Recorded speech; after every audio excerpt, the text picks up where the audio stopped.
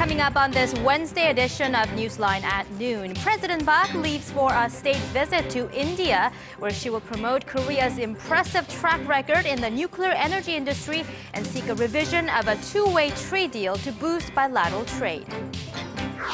Korea releases details of a 3-year plan that will seek to restructure the export-driven economy into a more balanced, creative economy poised for sustainable growth. Plus, at least 11 people are dead during 2 days of Egypt's constitutional vote as supporters of ousted President Mohamed Morsi clash with security forces. These stories and more on Newsline at noon.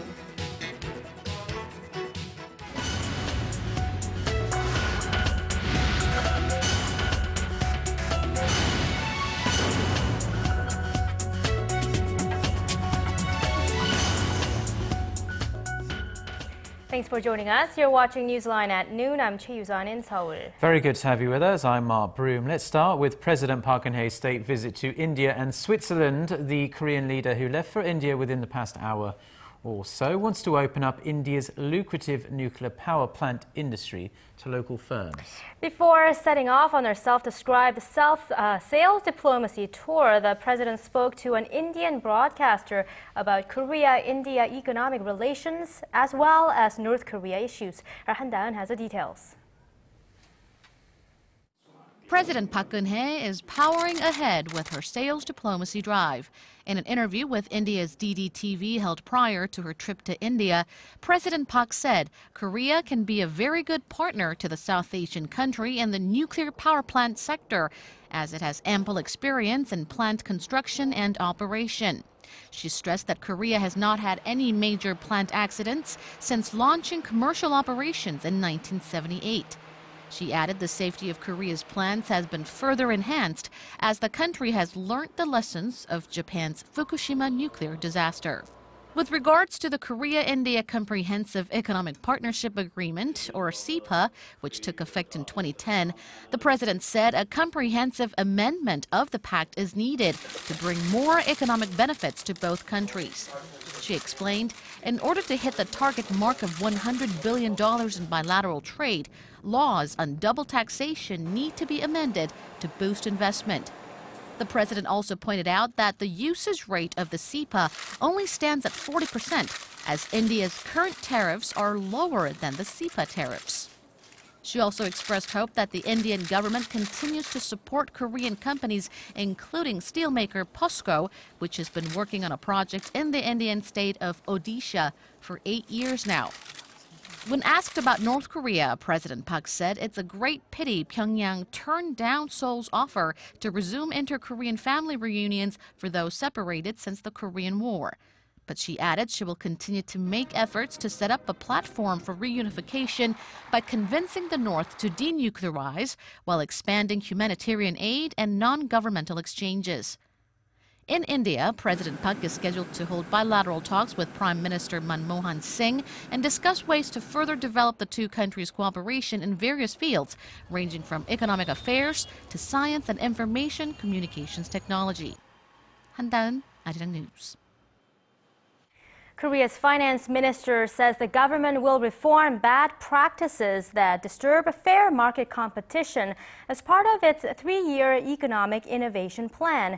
The plan proposed by President Park Geun-hye aims to resolve the imbalance between strong exports and weak domestic demand. Hwang Ji-hye has the details.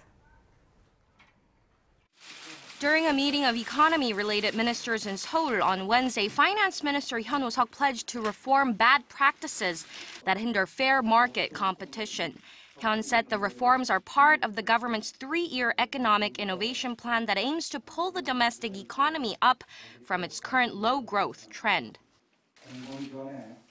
The government will work on creating an economy with a strong foundation by tackling lax management practices at public organizations that disturb fair competition. The finance minister also pledged to create an economy in which domestic demand and exports are balanced. He said the 3-year plan will focus on nurturing a dynamic and innovative economy that can weather the economic uncertainty lingering in the global economy. Hyun said the government will work closely with the private sector to execute the reforms in the 3-year plan and aim to achieve concrete results. Under the plan, the government expects the nation's growth potential to grow to around 4% and the annual per capita income level to surpass $30,000. Hwang Ji-hye, Arirang News. The Korean economy is expected to see modest growth this year, but actual economic sentiment may not be as positive due to weaker growth in industries with high employment rates. The Bank of Korea says it expects the employment-weighted growth rate to be 3.4% this year, down 0.4 percentage points from the bank's GDP growth rate outlook of 3.8%. The figure represents the biggest gap between the two growth rates in 3 years. The central bank said the reason for the gap is that the economy will likely be dominated by industries with a relatively small number of employees, while industries with high employment will post weaker growth rates. In part 3 of our 5-part series on Korea's industrial competitiveness, we take a look at the steel and petrochemical sectors, which have been hit hard by sluggish global demand. Our Kim Young-gil reports on the prospects and challenges that lie ahead. Korean steel makers are facing another tough year ahead. The steel market is suffering from a global glut, with supply exceeding demand by about 540 million tons, some 300 million tons from China. Market analysts say the steel market's ability to recover will hinge largely on how rapidly the Chinese government will cut the nation's production capacity. Korean steel makers are no exceptions. Although the prospects for the global economy are improving, it will take the steel industry some time to regain its momentum, as the global demand for steel isn't bouncing back. Hyundai Steel is planning to ride out the global glut by differentiating itself from the rest of the pack by supplying more steel plates to its car-making and shipbuilding affiliates, Hyundai Motor and Hyundai Heavy Industries. With an oversupply of steel worldwide, Korean companies like Hyundai Steel plan to specialize in next-generation special steel to gain an edge over their global competitors. With the completion of a new blast furnace last year, they hope to produce more than 20 million tons of steel this year. The outlook for Korea's petrochemical industry does not seem much better, as it is heavily dependent on exports to China, which itself is suffering from an oversupply. There are 2 risk factors related to China. More than 50% of Korea's petrochemical exports are shipped to China. Second, as China relies more on its own petrochemical products, Korean petrochemical exports to China may fall. While waiting for a better time for the industry, Korean petrochemical companies are also seeking to boost their competitiveness. LG Chem and Lotte Chemical, for example, are building petrochemical plants in oil-rich countries in Central Asia to lower their production costs and diversify their clients. Kim Young-gil, Arirang News. Labor market conditions here in Korea improved on the whole last year, moving closer to Park Geun-hye administration's target employment rate of 70%. Statistics Korea says that more than 25 million people found new jobs in 2013, up 386,000 from the previous year. The employment rate for people aged 15 to 64 was 64.4%, up 0.2 percentage points from 2012. The positive figure did not, however, apply to people in all age brackets. The youth unemployment rate for people aged 15 to 29 was 8% in 2013, an increase of 0.5 percentage points. The number of Japanese visitors to Korea has decreased substantially in the last year, primarily due to the depreciation of the yen. Statistics Korea says some 2.7 million Japanese tourists came to Korea last year, roughly 22% less than the previous year. The travel industry says that a weak yen is one of the main reasons for the sharp drop in the number of Japanese visitors to Korea. Conversely, the number of Koreans traveling to Japan continues to surge, with over 2.3 million travelers having visited Japan last year, which represents a 21% increase from a year earlier. In May alone, some 228,000 tourists visited Japan, a 45% jump from the same month in 2012. 8 new members have been appointed to independent lawmaker Ahn Cheolsoo's new politics committee, tasked with the creation of Ahn's own political party. New members to the former presidential candidates committee include film producer Yong-hun, renowned medical doctor Chon Gu-na, civic financial activist Jang Hwa-shik, and current law school student Ahn Hee-chul. The 8 members will give advice to the committee about their own specialised areas. Political watchers say Ahn will announce a concrete timetable about the creation of his new party around the Lunar New Year holiday, which falls on the last week of January this year. Former U.S. Defense Secretary Robert Gates took many by surprise for the amount of criticism he levelled at the Obama administration in his new memoir. In the book Duty, Memoirs of a Secretary at War, Gates criticizes President Obama's leadership and his lack of commitment to the Afghanistan war. Gates also characterized the late Korean President Roh Moo-hyun as, quote, a little crazy. After anti-American comments made by No, Gates said the biggest security threats in Asia are the US and Japan. Gates also revealed details of Seoul's desire to retaliate against North Korea for an artillery attack on the southwestern border island of Yeonpyeong in November 2010, saying Seoul's request was disproportionately aggressive. Gates served as defense secretary under Presidents George W. Bush and Barack Obama until he left his position in 2011. The United States will deploy 12 F-22 stealth fighter jets and around 300 service personnel to Kadena Air Base in Okinawa in mid-January as part of a routine deployment. The 5th Air Force said Monday that the move demonstrates Washington's commitment to stability and security in the region as part of its larger rebalance to Asia. It also said U.S. Air Force fighter jets have been routinely deployed to the Asia-Pacific region on a regular rotation in an effort to maintain a prudent deterrent against threats to regional security and stability. The move comes at a time of heightened tensions in the region amid regional objections to China's expansion of its air defense identification zone and a dispute over an island chain in the East China Sea claimed by both Beijing and Tokyo.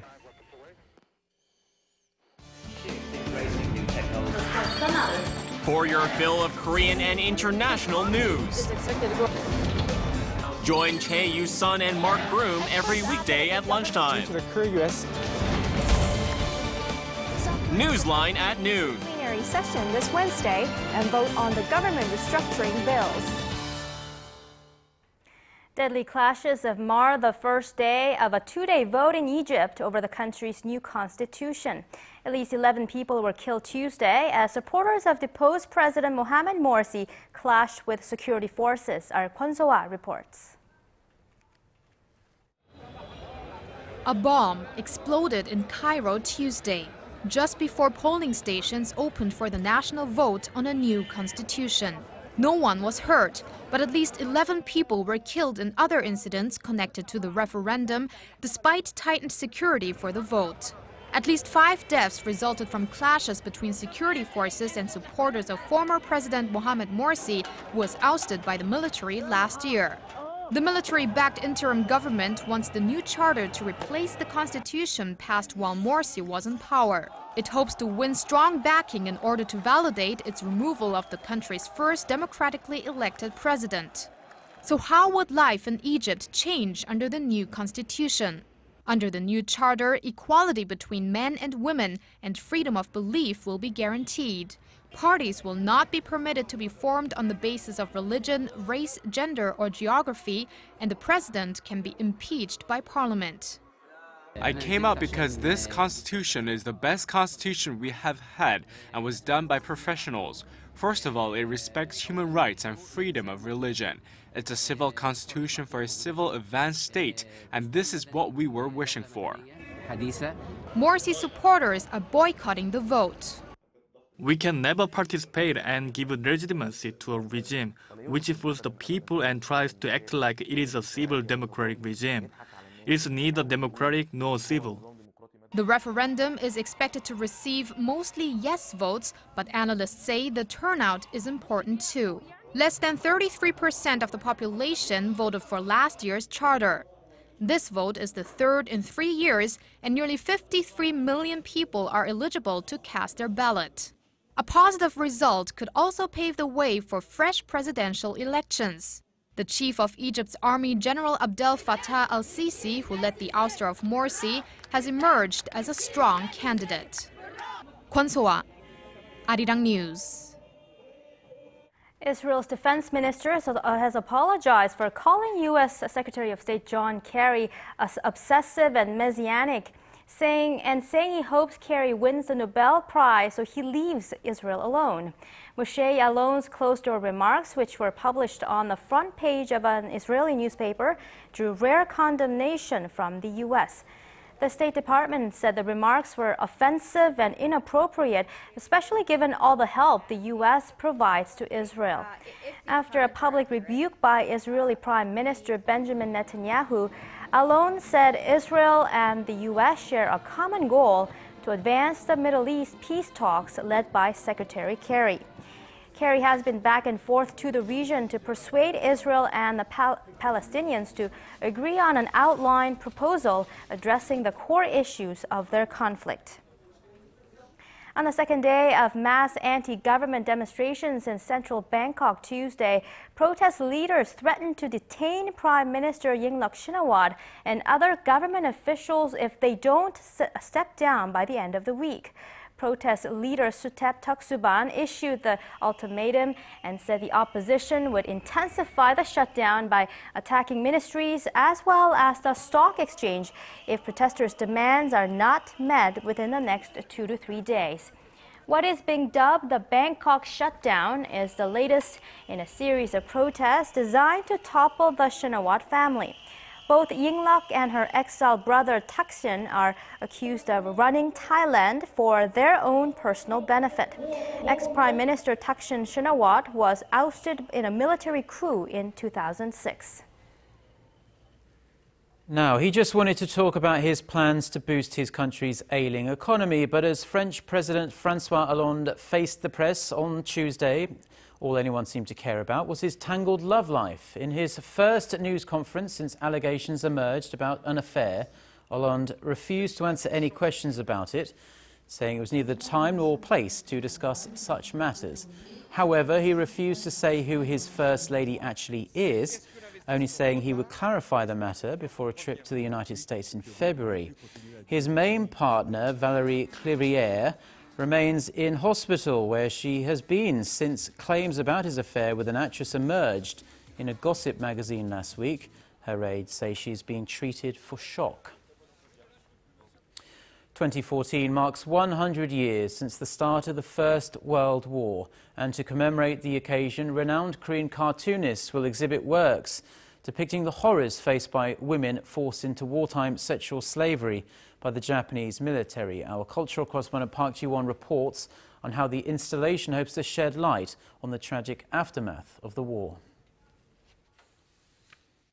The Korea Manhwa Contents Agency, together with the Ministry of Gender Equality and Family, will present about 20 illustrations, cartoons, and graphic novels that center on the theme of Korean victims of sexual slavery during Japanese colonial rule at this year's Angoulême International Comics Festival in France.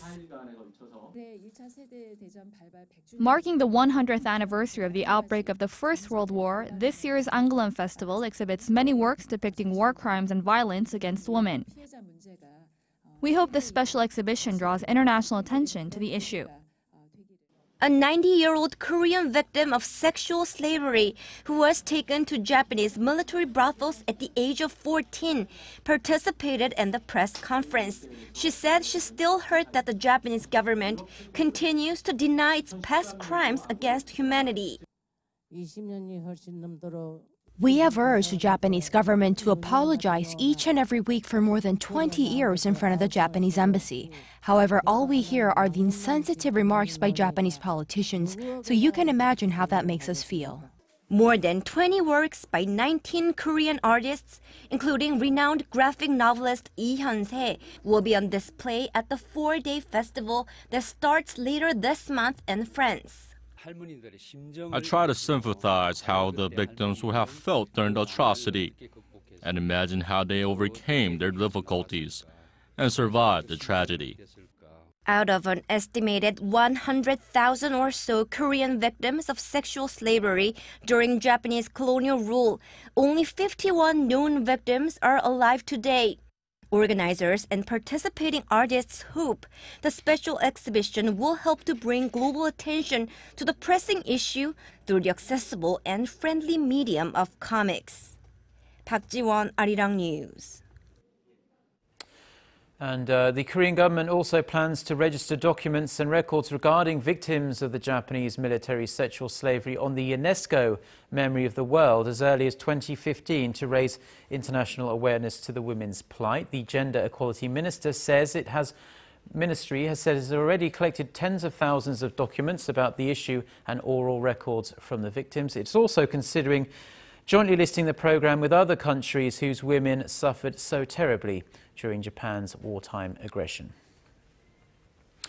Now, on a lighter note, a new street address system is now in effect across Korea. The new format uses road names and building numbers instead of the city block number. The new system is supposed to make life easier, but lots of people are struggling to adjust, as our Connie Lee reports.